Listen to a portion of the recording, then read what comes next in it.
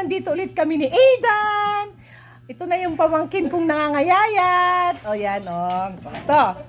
So, nandito kami para ipakita sa inyo na it's been like years since natikman ko to. Kayo, natikman nyo na ba to? O nakatikim na ba kayo nito?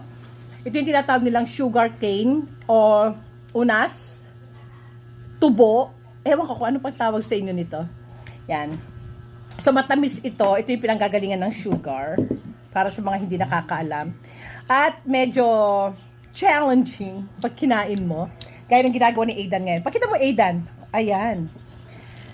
Anuin mo lang siya. Sa mga may ipin. Ganon. Hanggang sa kunin mo lang yung katas niya. Okay. And tanggalin mo. Tanggalin mo to. Kanina pa kami kumakain. Marami na namin nakain. So, ito. Pagbalat lang nito is, ito lang. Tanggalin mo syempre itong matigas na to. This part.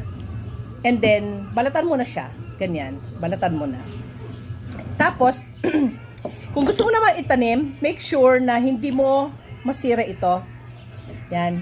Kasi dito parang kumbaga mag-sprout yung ewan ko anong tawag dyan, tutubo, tapos pwede mo na siyang itanim.